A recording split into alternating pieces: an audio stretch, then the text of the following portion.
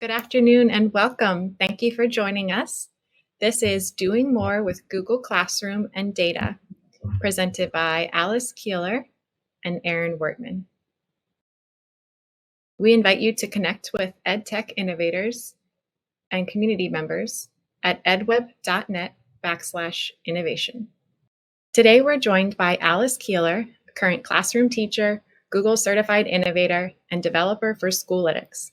Alice is the author of several books, including Stepping Up to Google Classroom and Teaching with Google Jamboard.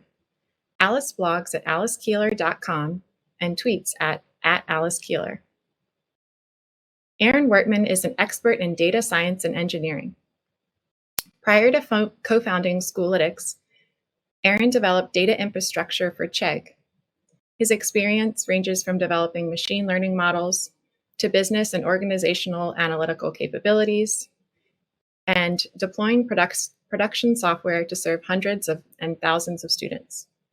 Aaron is passionate about using data to help organizations and individuals make informed decisions. Okay, welcome. Over to you, Alice. We are doing more with Google Classroom and data today. I'm joined with Aaron Wertman, and I'm super excited for us to be doing this together. I am a classroom teacher. I actually start tomorrow, and so I'm spending my day today. I was able to sneak away from my teacher meeting so I could be here. I do only teach part-time. I'm going to be coding part-time for Schoolytics. So that is one of my passions. If anyone follows me on social media or my blog, you'll see that I've coded many things for Google Classroom, in addition to writing this book and many other books on Google Classroom. And so I am excited to answer any of your questions that you have today and hope to take your feedback and see how I can help you make Google Classroom even better with some of the things that I'm doing at Schoolytics. Aaron? Hi, and I'm Aaron Wertman. I'm the founder of a company called Schoolytics. We are trying to use data to help serve students and make more informed decisions. In a past life, I was a data scientist, which is kind of a made-up job title, but it means I do things with a mixture of math and computer science to build software and automation. And I feel very nerdy about this because I love data. No one loves spreadsheets more than me. So the first time I get to talk to Aaron, I was like, oh my gosh, this is like my jam. Kind of people that I like to be around. So I'm excited to be on the Schoolytics team this year with Aaron. If you wouldn't mind, all of you, please going to domorewithclassroom.com, and you might have to push enter twice with Classroom. It's like there was an update to Chrome that now when I put in some of my favorite websites, it doesn't go right away. And I push enter and I have to do it again and it will go. So if you will go to domorewithclassroom.com, this is something that I coded. It is a Google form and your responses are going to come right into our Google Slides. I'm particularly passionate about using technology to interact with students, to have better engagement and not just make them digital, which is one of my things that I focus on tools that I code, is how can we have more student engagement and more student voice. So I'd love to have you be part of our presentation. I know you all are chatting in the sidebar over there, but of course no one can see that. So if you would join us at domorewithclassroom.com, and we'll be able to give you a little shout out and a hello. So there was a question in the chat while we're waiting. I was wondering if there's a way to prevent students from clicking turn in without uploading any work. The answer is no. And if I could just take a sidestep, it's one of the projects that we are trying to work on coding at Schoolytics, is letting you know that they did that. So stay tuned. If you go to schoolytics.io, I hope to someday have a solution for you on that. Not to be salesy, just things that I am excited about. All right, the site is blocked. Michelle, try putting enter a second time. It might actually be blocked, but also like I said, I think they just did an update on Chrome that requires that it do it twice. If I go to domorewithclassroom.com, see, for some reason the first time it's not doing it. I'll just go ahead and paste that chat link into the chat down here. See if maybe that works, just in case your school site blocks redirects. Okay, fantastic.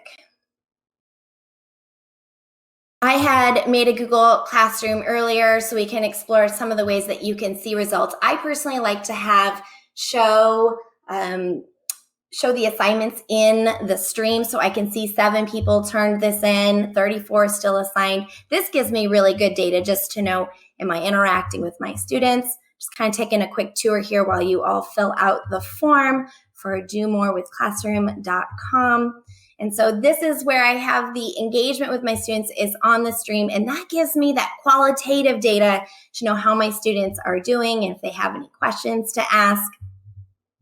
And then, of course, I can go over to the classwork page, which is what Google Classroom is designed for. So I can see what assignments my students have submitted, and I can click on the stripe to get that. 11 students have turned it in, 39 have assigned, and 3 are graded. So we're hoping to go a little bit further than these basics today as we share with you. And I'm going to go ahead and refresh. Is there a way to change the color of letters font in Google Classroom? There is not. Daciona, you can use a font's website, but it actually puts it in as kind of images. So you can do fun fonts using a font builder site that does it with emojis, but of course that's not really accessible since they're not really text. So that is definitely a problem. There was a quick survey, and I'm going to go over those right now. Okay, so high school every day, posting assignments, uploading notes and resources. What do we use Google Classroom for was the question. Me too, right? And in second grade, all subjects, putting everything into Google Classroom is the whole platform. This year will be a mix of physical and Google Classroom classwork for in-class homework, enrichment, and intervention. And one of the tips I have later is, yes, put everything in there. You can't have good data if you don't create good data. And so we can't answer those questions if you don't ask. If you don't have the assignments and all of your materials in Classroom, it's hard to get the data back out on what you don't have. Okay, high school every day. Yes, thank you. Danielle, thanks for being here. K-5 library, media class, posting materials and classwork and some forms. I just did a webinar on Google Forms. It's the best thing since sliced bread. Google Forms is a great way to get data and act on what to form what you do next. It's totally using Google Classroom for that asynchronous part. I like to have part of my class be asynchronous. I don't want all of it to be asynchronous. I really feel it's important that we build community together, but some of it should be. Okay. Title I reading, grades 3 through 5. Thank you, Deb. Thanks for being here. Danielle, again. Mike's doing it with 11th and 12th graders. Me too. I normally teach 9th graders. This year I'm doing all 11th and 12th graders. So that will be new for me. Grade 9, all course subjects, tracking assignments, and uploading video refreshers. Absolutely. How do we differentiate without a digital platform like Google Classroom? All right. Just starting, don't have a lot of experience. Well, I'm excited to have you join us on this. We are not going through the basics on how to set up Google Classroom. I have some of those resources on my website, alicekeeler.com, if you are interested. But I know that we'll have a lot of great tips for you that you'll find really helpful. Yes, digital literacy. Oh, I love librarians. They are the best. Kindergarten to submit work. I have a book called Google Apps for Littles. Yes, they can. Believe kindergartners can use Google Classroom. Thank you, Leaf, for that, right? Not very much with the special education. Hopefully this webinar will help. I hope so as well, because getting that information that we know how our students are performing and sharing that with parents and working with other stakeholders is one of the great advantages to using Google Classroom. Good afternoon, Elizabeth. Thanks for checking in. Okay, student presentations, totally. In fact, we just released a add-on that is Doc to Slides by Schoolytics, where students can type into a Google Doc and brainstorm their ideas and then use the add-on menu to send it straight to a Google slide so they can present those ideas. So if you go to Google Docs, that is an add-on. Just type in Schoolytics, it'll come right up. I'm actually working on some other great add-ons that I hope will enhance student voice and student presentations. Awesome. Thank you. Grades 12 and 10, accounting and business, classroom assignments, but not frequently. All right. Well, thank you, Jessica. I'd hope to convince you that the more you put in there, the more data you have and the more easier it is to make action based on your data. So thank you, Jessica. Edna's doing 4th grade math. I'm a math teacher. I love you, Edna. Thank you. You're not using Google Classroom at the moment, but maybe you might want to do it in the future since you're here and you're obviously interested. Thanks, Edna, for being here. 4th ELA activities, Google Slides, questions, answers, post assignments, Feedback. And if I can quote Dr. Thomas Guskey, make it actionable. When our feedback is actionable, students learn more, and posting scores in there. Awesome. Thank you. Post assignments for all subjects. All right. We saw that one. Kinder, Rochelle, thank you. Classroom presentations and homework. For demonstrations, rarely. Okay, thanks, Colleen. Lisa's using it for transition and job skills. Vicky's a school counselor. Yeah, you totally can use Google Classroom as a counselor, as an administrator. I was doing a presentation this morning with a school in Ohio, and all the teachers, the principal had all the teachers in a Google Classroom, and that's how she was sharing the professional development materials. Great way to use it. Lauren's still in the hiring process, but she's looking to learn more about Google Classroom. Thanks for being here, Lauren. Okay. Colleen's for doing for demonstrations. Bob's a middle school special ed. Thank you, Bob. Support special purposes. Thank you, Sarah. Yeah, private school teachers. Awesome. I'm a high school math teacher and use Google Classroom for each of my 5 classes every day to post assignments and for students to turn them in, as well as share various resources. Thank you, Karen. And Karen, I don't know if you saw, but GeoGebra has illustrative math for free now that connects right up in with Google Classroom. So that's some free curriculum for you that you might be able to use. Sue's on edWeb. Thank you, Sue. Awesome. 10th and 11th grade ELA use Google Classroom daily to push out and collect assignments to support special purpose private school teachers. Erica's got pre-K. Excellent. Nancy, thank you. 3rd grade assignments across all subject areas. Marina, 10th grade English, organizing lesson units. Nancy again, grades 5 through 8. Kahalia, grades K-5 math coach. Thank you. All right. JB is doing it for virtual teaching. Absolutely. Liana's got a subject that she's putting it in her materials for the subject she teaches. Miranda's new to Google Classroom. So again, this isn't a new to Google Classroom presentation, but I know it's still going to be really helpful. Thanks for being here, Miranda. Iris is doing counseling activities. Perfect. Thank you. All assignments and other grades 3 through 6. Thank you, Clara. All right, Sheila is doing EHS. Thank you, Lydia. Parent engagement, communication with families. Yes, thank you, Lydia. All right, when we have that information and we can get the right information to parents and other stakeholders, we can all support student success. Mary Lou's doing AP Stats. I used to teach AP Stats. Shout out, Mary Lou. Thank you for being here. Maya, last year she was doing for 4th grade, distance, hybrid, and in-person learning. Stephanie's using it for professional development. Awesome. Thank you. Okay. Senor Marilyn Muth, math, reading, vocab classes for grades 2 through 8. Awesome. Thank you. I apologize if I got that wrong. Heather, thanks for being here. Digital learning coach to help demonstrate tech integrated lessons. Awesome. Spell Bowl team. All right. ABA therapy. Laura, thanks for being here. 8th grade math. Right? Yes. Daily. We use it daily. Perfect. Okay. Julie, she doesn't use it yet. Growth mindset. Shannon's the first year of using Classroom, and you have a 10th, 9th, and 6th grader. I have a 3rd grader, a 6th grader, 10th, 11th, and a 12th grader all starting tomorrow. Woo! Crazy. Shannon, this is your first year using Classroom. Thank you, Jennifer, is using bilingual and math. And 4th grade, Pam, thank you. Keith for daily classes. Cheryl hasn't been doing it, but she's going to learn some more. We're going to collect math assignments. Brenda's the librarian. The librarians are the heart and soul of the school. Thanks for being here, Brenda. Okay, next one. Thanks, everybody, for your participation. Jen's got 5th grade. All right. Regina, Jerry, thanks for being here. Student engagement, collaboration, student engagement, and the basics of using Google Classroom. The basics are you can announce classwork, you can assign work, you can collect work, and you can provide feedback. That is the box that it gives you, but it doesn't guarantee student engagement.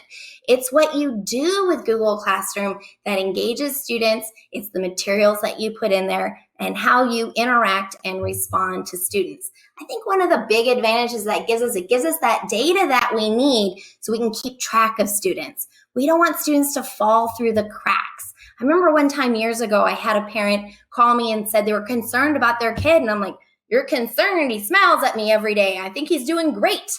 And then I go look in the grade book and I'm like, oh, maybe he's not doing so great. And, just having that piece of data and information just helps me to know who isn't being successful. It's not always that easy to get that information that you need, though. So we hope today to share with you some techniques to get what you need so you can keep track of students, know who to target and who to support, and who to contact with parents to really work as a team to get kids back on track. Okay, are we ready with this, Aaron? Yes, go for it. Okay.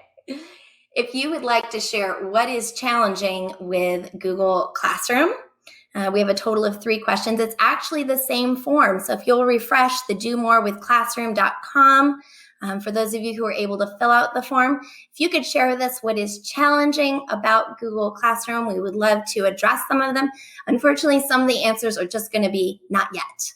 We can always send feedback to Google Classroom. If you use the little question mark in the bottom left-hand corner, they have an ability to send feedback, and they love to hear it. Only put 1 feedback suggestion per time you fill out the form. They actually tag your feedback, and a Googler on the Google Classroom team reads every single piece of feedback.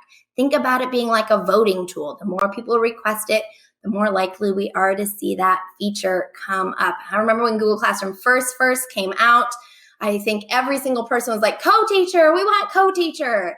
And it wasn't too long after that they listened and they added co-teacher. And I know there's a lot of great things coming up. If you guys saw the recent webinar that Google did with some new features that are coming out, they're not out yet. I'm going to share one with you today, but we should see them any day now. I know we're all hotly anticipating scheduling to multiple classes. Big request, and that came about, of course, because many of you asked for it. So make sure you use the question mark in the bottom left of Google Classroom and suggest. Okay, I'm going to go ahead and refresh, and we would love to hear what challenges you are having with Google Classroom. Claire says her biggest challenge is having students successfully submit work and sharing the feedback in a way they can read it and parents read it. Claire, have you tried using Mote? You can do voice feedback, and that's a great way. It copies the link to your clipboard as well, makes it easy for parents and students to hear your feedback. So that would be one suggestion that I have. Yes, Laura, assigning different grades for different parts of an assignment. Absolutely. You can use the rubric feature if you use alicekeeler.com/GC rubric. I do have a quick way for you to create rubrics in Google Sheets, and then you can upload those into your Google Classroom assignment. I wish that Google Classroom would not allow any blurry images to be uploaded. I think they are fixing that-ish, not really. So there's going to be a new feature where they can add pictures directly from the phone app, and it's supposed to be an improvement over the way that it was in the past. Yes, blurry pictures are definitely a challenge. Student engagement and follow through on completing work. Lois, yes, I'm so happy. It feels like you've baited us here. You are a plant in our audience. This is exactly the kind of thing that we are all interested in. We know that if students aren't completing work, there's a variety of reasons, and it could just be social, emotional things that we don't have a lot of control over. But when we reach out to students, when we notice that they're not doing their work, we know that that can help out with student engagement and help them to get their work completed. Lois, thank you. Not sure why I'm putting some of these in twice, but we're just going to keep going. Marina wants to talk to parents about grades. I can't access the information quickly. Yes, and we are going to share in a little bit. Of course, you can do the Guardian summaries. And one of the things that I work on with Schoolytics, since you mentioned it, is that we do have parent reports, parent portals. So that might be something that would help. Danielle, she would love to create specific groupings of kids. They do have the groupings for the Google Meet. I don't know. Yes. You really have to do it through the Google Calendar link, though, if you want to create those groups. I'm not positive if you can keep them, but that's something. I'm always looking for stuff that I can code, so I'm going to add that to my to-do list. Google Classroom is pretty great, but Meet is limiting. Yes, I understand that. So Danielle, make sure that you send the Google Meet team and the Google Classroom team this feedback. You want to keep breakout groups. I know I've heard other people say that, so I'm sure it'll be a feature coming up down the road. Jen, using a prior, oh my gosh, Jen, yes. Reusing posts is, you have to scroll through, scroll. I have a couple of solutions for you. One of them is if you go back to your old Google Classroom that you're reusing from, and you move to the top. So you go in the stream down to the place you have the assignments that you want to reuse, and you move them to the top. Those are actually the first ones that you will see when you try to reuse an assignment. I have also coded alicekeeler.com/reuseGC as a way that you can reuse assignments, multiple assignments at once without having to do all the scrolling. And here's a little secret. It's in beta, is in the schoolytics.io. We do have a way for you to reuse assignments without having to do all of the scrolling. So thanks for that, Jen.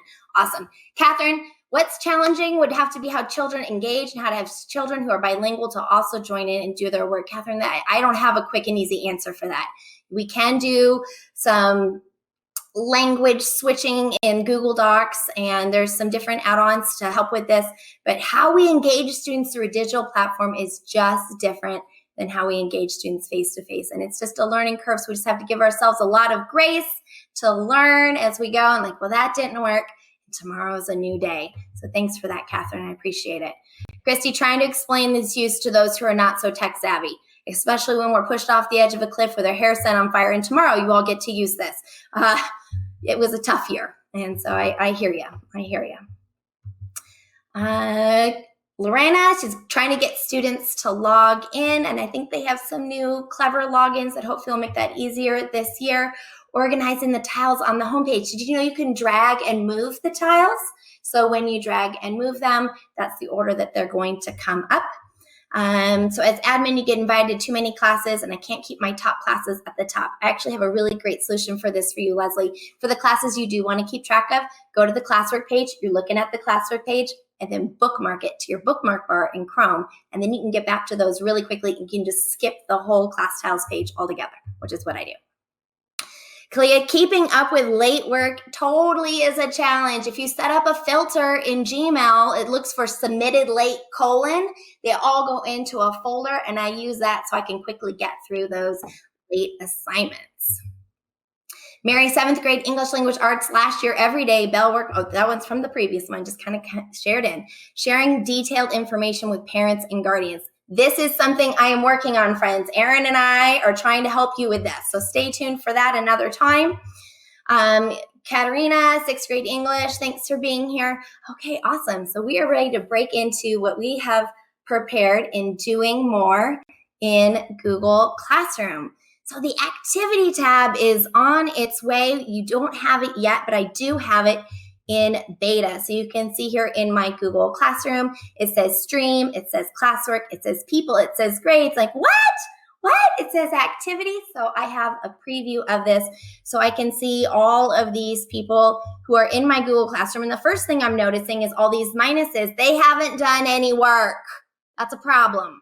And so now when I go right next to where it says last activity date and I click on that arrow, it's going to sort it that I can see who turned in something immediately. Now, the farther I scroll down, the less student engagement I have. So, right? So this person, Courtney, she hasn't been in since yesterday. She has not engaged with this class today. Nick, he has no activity. He's not made any class comments or anything. Keep scrolling. John Putnam did number 3. He's kind of behind. So, but that was yesterday. And I keep scrolling down and I can see down to the students who haven't turned in anything. And these are, of course, my top concern, the students that I want to get to. I can even click on their name. It's going to open up individual student view. And that allows me to get a lot more detailed information about that student really quickly. So that activity tab is coming soon. You don't have it yet, but it's one of my go-tos. I go there. Has anyone turned anything in? Have they made a private comment? Have they made a class comment? Because those were really hard to track before. Do be aware that it only does the last submission. So if they did 3 things today, I would only know about the last one. So Diana said this shows up in Google Classroom as the last tab, but you won't have it yet. I have a beta, right? So this is a feature that is coming soon. I'm sending them some feedback of what I'd like it to do. For example, I think it would be great if it was sticky to not be alphabetical. So every time it comes in, it's alphabetical and I have to sort it, but that's okay. Minor inconvenience to be sure. If you use the to review, so you click on that 3 lines menu in the upper left-hand corner, you can see the option to review. This shows you a list of all your assignments and how many students have turned it in. But here's a hidden Easter egg, my friends. Do you know when you're on the stream and it has this little box that says upcoming and it's showing you any assignments that have a due date within the next week? It says view all.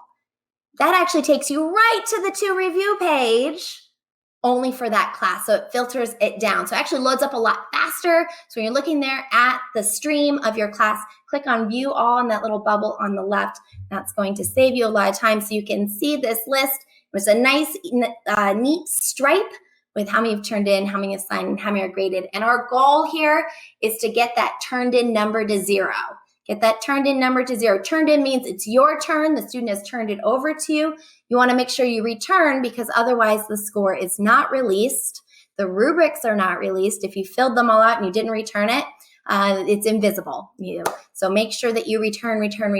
And I love this because when I return and I get that turned in number to 0, then I'm going to know when a student's turned in some work after I looked at it last. So it's a great way to be more flexible with students. If I could quote Dr. Thomas Geske, there is no average time to learn something. So a lot of our students are on different pacing guides, but we never let them be on a different pacing guide because it's so difficult to track all your students doing different things at different times. So this is one tool that can help us to be more flexible to the different student needs.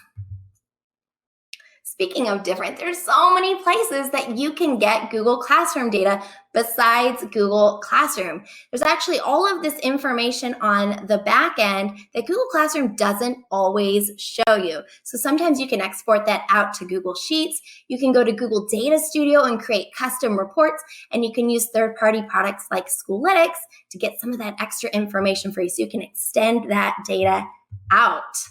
Now, for example, in this third-party product, you can see the student work is not just the last time submitted, but you're going to get that time stamp, which is what I always want. What time did they do it? They completed 5 assignments in the last 3 minutes. I'm going to be able to see who did it and when they did it in the order that they did it. So you'll be able to find those in a lot of different places. You could build this in Data Studio, or you can use a third-party product.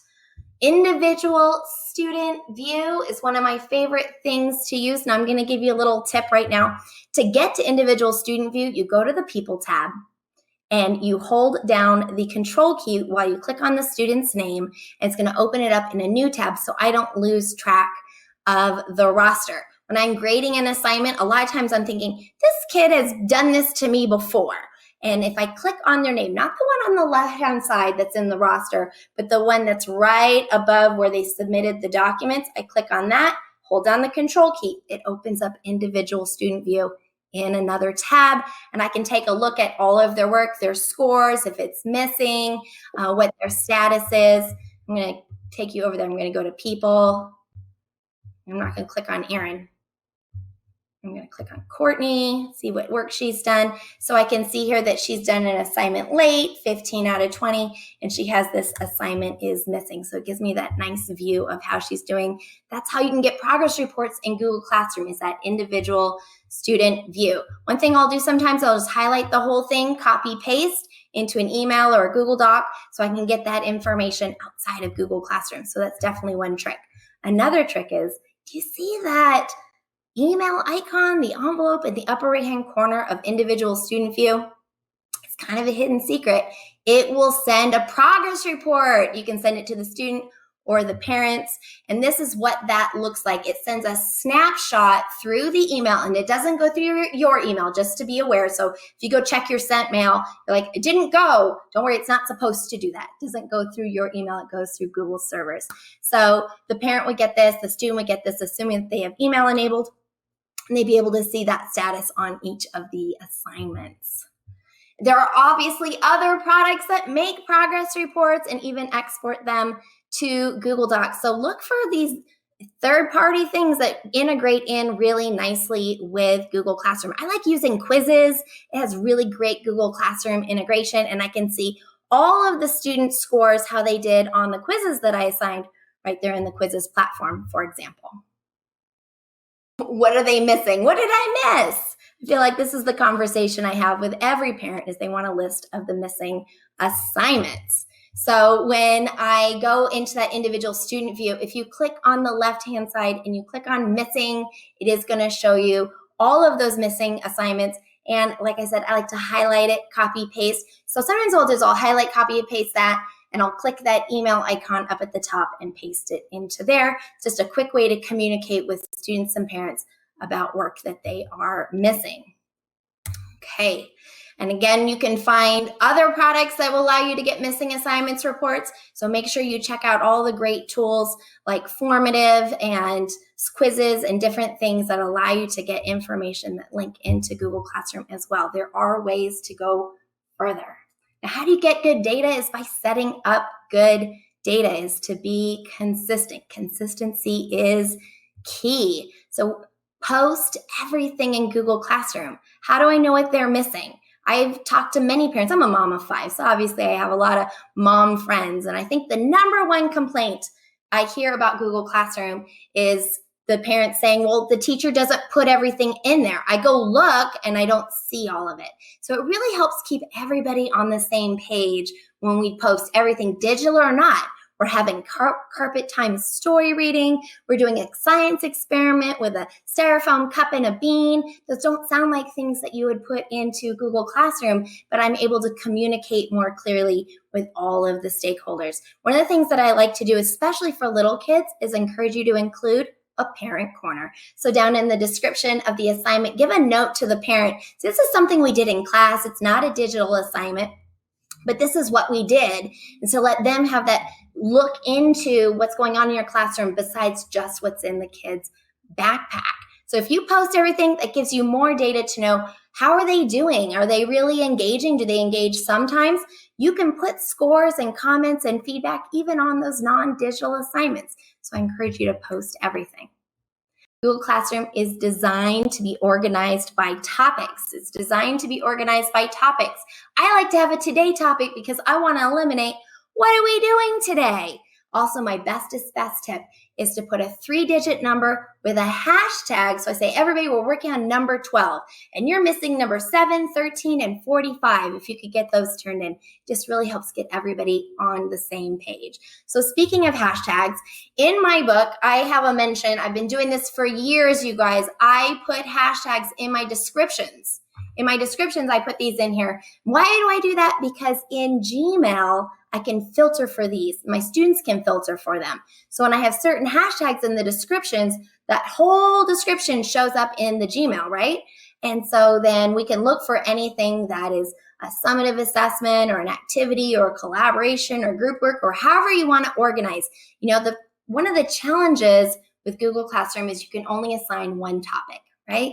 I can only have an assignment in one particular topic. So when I hack it and I put the hashtags into the description, that allows me to sort and organize my assignments by multiple measures. I can use it for standards. I can use it for activity types. I can use it for all kinds of great things, especially if you're using it for multiple grade levels or subjects. It works out really well in there. Now, I don't think I'm supposed to share this, but Aaron showed me something yesterday where he took my idea and made a report out of it. So hopefully that will be a feature that will be coming soon. So stay on the lookout for that. So start hashtagging your descriptions, friends. That's going to give you some extra data to help you to do even more with Google Classroom. We can get those into a Google Doc. Okay, I did a lot of talking, Aaron. Awesome. Lots of great content on using Google Classroom. And I'm going to take us on a deep dive into how you can analyze the grades that are in the gradebook for Google Classroom. So the first piece to note is that it's actually a little bit of a hidden process for how you can export these grades into Google Sheets. You've actually got to go into an individual student assignment. You can go to the gradebook, hit View Submission, and at the top of any student assignment, there's this little settings button, and you would hit that.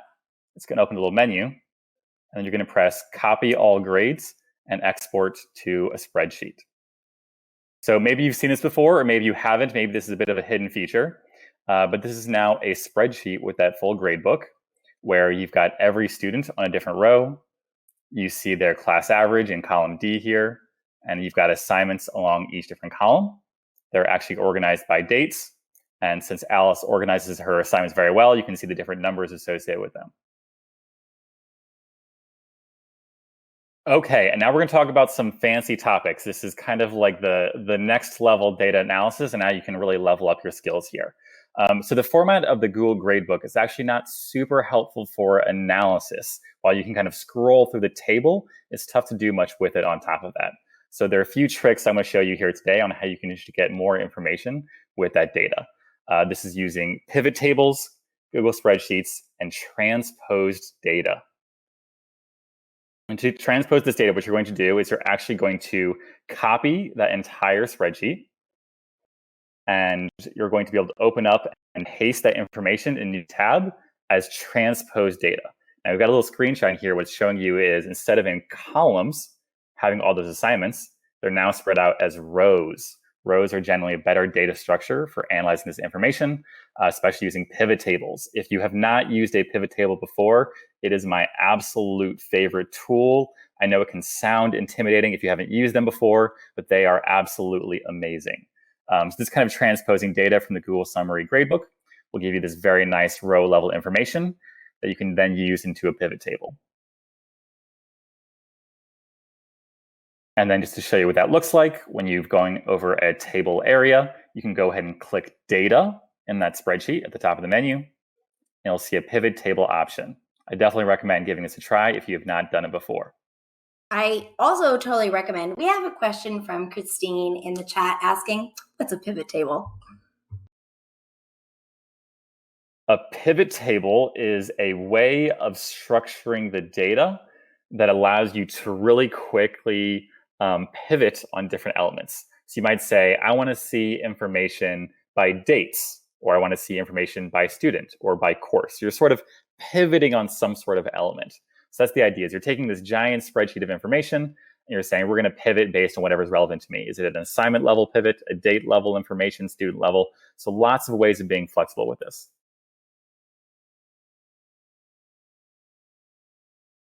Absolutely. And I've put the link to the slides into the chat for those of you. A few people requesting, like, this is a lot of information. How can we see it later? So I do have that for you for later. I do have, if you are interested in pivot tables, I do have some things on my YouTube channel. I'd love to, that specifically for pivot tables, because I love them. I don't know how you teach without them. They're so helpful to get that summary information of how students are doing on a particular quiz or anything from Google Forms. If it's in a spreadsheet, you can pivot table it and find the average, the maximum, just how students are doing in general in a nice table. It's amazing. I love it. Sorry to jump in. No, that's perfect.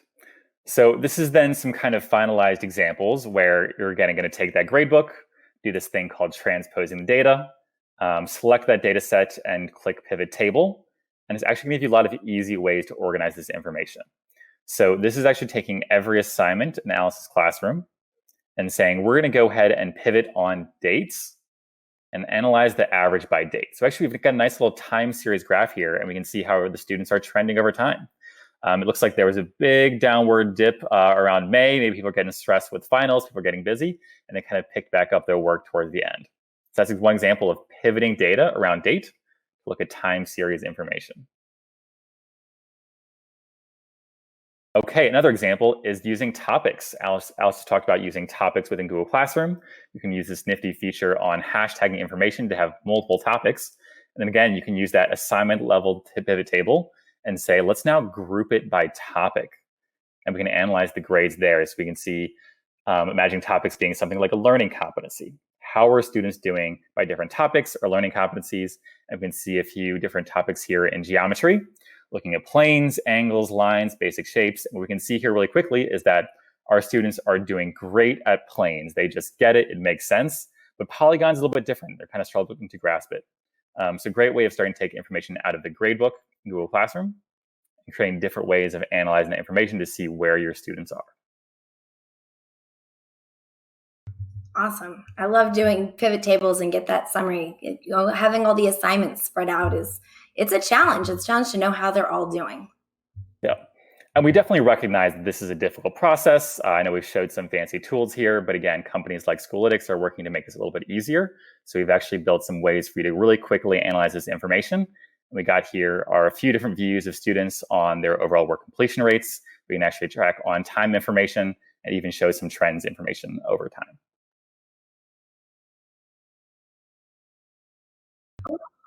So many great ways to take that export. You can get the spreadsheet export out. I'm going to back up real quick again, just for those of you who didn't catch it. When you're in any particular assignment, in that upper right-hand corner, you got to be in the assignment looking at the assessment screens where you can put in scores for students. There's going to be that cog that allows you to copy all grades to Google Sheets. So for those of you who have some advanced spreadsheet skills, that's where you can get a lot of great information and create and build your own custom reports. But as Aaron mentioned, if that's not where you're at, we also at Schoolytics are building some for you. And so we'd love to hear your feedback on what we could build. Now, Google Classroom allows us to communicate with parents. Now, I like to have parents sit next to a kid, like the kid's the one who was in class all day or they were engaging with the assignments. I want them to explain it to them. So we have the student pull up Google Classroom next to the parent and they talk about it together. And if you are putting everything in Classroom, and remember that I suggested this parent corner, and part of the description that I put in there in the parent corner where I'm explaining to the parent what we did is I try to provide them 1 to 3 reflection questions so they can ask more than, what did you do today? Recess? Anything else? No? At least those are the answers I get from my kids. There are guardian summaries in Google Classroom. So if you go to the settings cog on the main page, not in the individual assignment, the settings cog on the main page, and you scroll down a little bit, it does allow you to turn on guardian summaries. Heads up, your administrator may disable this. So if you don't have the ability, if it's not there, it's because someone at the admin level has decided that that's not the tool that they want to use. I'm going to be honest, I personally choose not to use guardian summaries because I don't have control over how it goes out. So here's an example of what this looks like.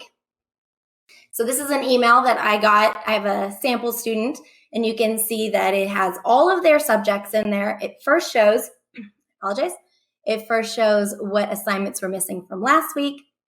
It shows what assignments are upcoming. Those do need to have a due date. And then it shows some of the announcements and things for each class. I don't have an ability to put a note in there or to explain any of them. And so for that reason, I like to have a little more control. So that's just me. But these do go out. They are free. The parents can choose to do it daily or weekly, and they can change those settings. Aaron, you switched the slide on me a little bit. So if you would go ahead and explain that. Yes, so again, just different ways of trying to get this data out of Google Classroom, where the Guardian summaries can be a bit difficult to digest. I love the idea of sharing data with Guardians, but there's this really difficult challenge of what's the right amount of information, and sometimes these emails are a bit overwhelming. So just having ways to summarize the information and be able to have quick summaries for Guardians to say, hey, how many assignments have they completed in the last week, and how many are missing? And just having that quick roll-up of information. I'm curious, Alice, how often do you like to communicate with Guardians and send out these summaries? The Guardian summaries from Classroom, I choose not to. Or any kind of tools or progress reports, or how often do you think about communicating with Guardians? I think about it a lot, but especially being at the high school level, that's a lot of students. And so I really need some information that helps me to know which ones to target beyond which kid was being shouting out the F word in class, or obviously that parent I'm going to call. But just how they're doing and struggling with work. Like I told you, I had a parent call me years ago and say, I think my kid's struggling. And I'm like, I don't think they are.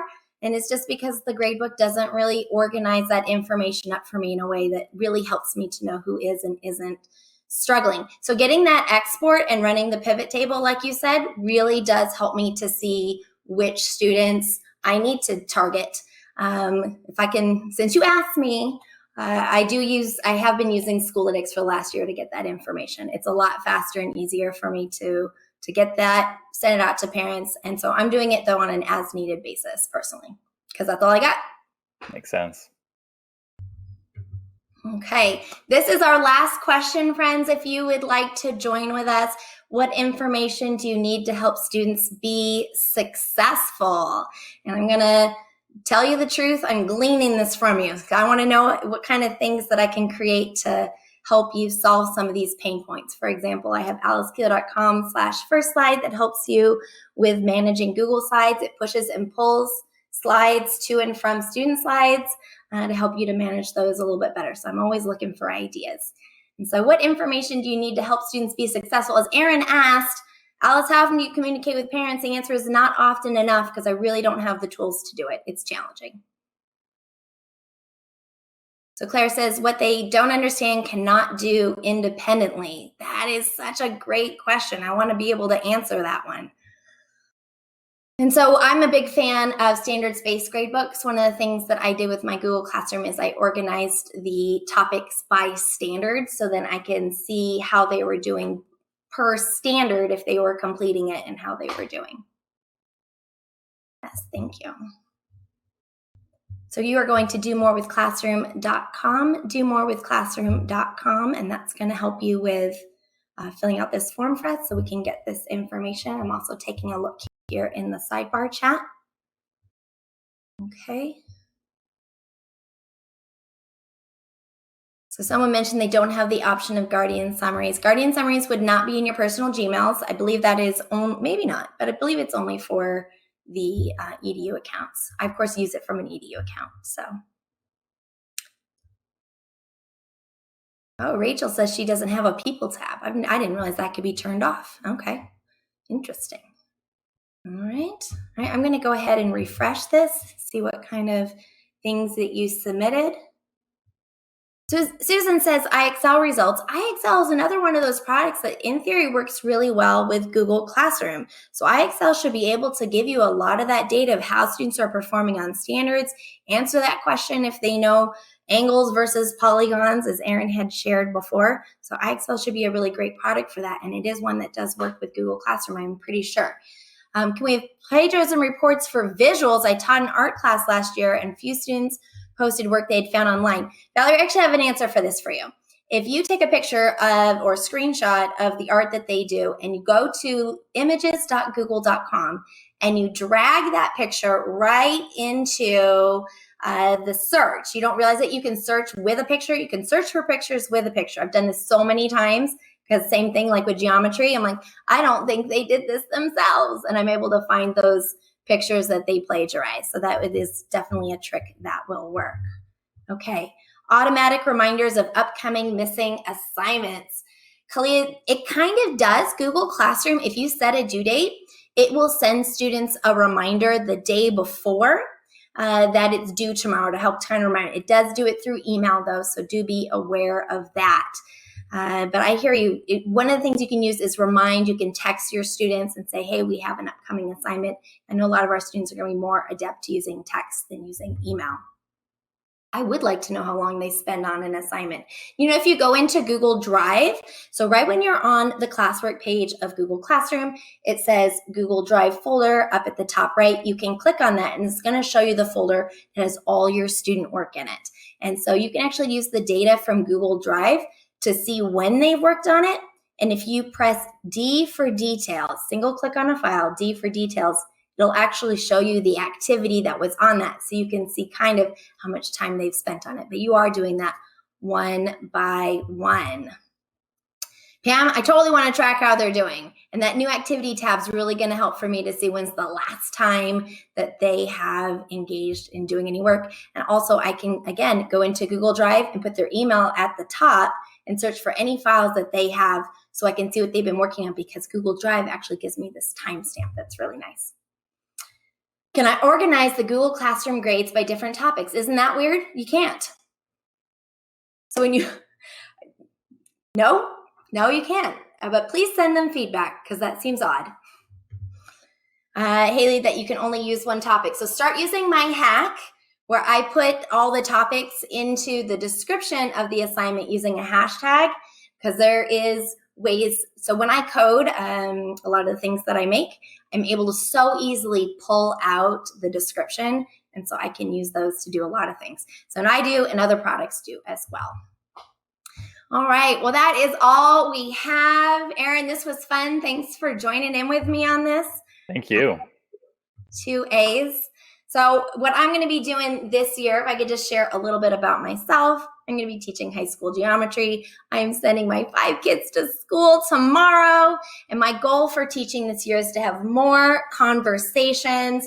My principal was so kind to get me a Jamboard kiosk, which you do not need the kiosk because jams are free, but jams are my way that I'm going to use this year to have more student voice and collaboration.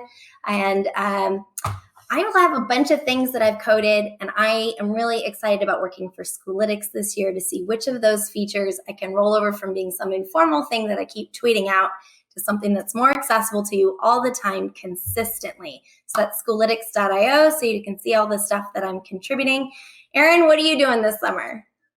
Yeah, we had a really busy summer, did a lot of work to make it easier for teachers to access the information. We actually have a free product for teachers that they can go in and look at this information without making complex tables all the time. So doing a lot of work on making it easier for teachers to get this data, looking at assignment level information, topics, learning competencies. So I had a very busy summer, but fortunately next week, taking a little vacation, heading up to Maine, although I do have a shellfish allergy, so try to enjoy Maine without the lobster. That's crazy. I go to Hawaii and I don't go in the ocean, so it's kind of the same. All right, thank you everyone for joining. Reminder that you can join the EdWeb community. And thank you all for attending. This was Alice Keeler and Aaron Wertman. Thank you for joining, and please contact us with any extra questions. We are here to help.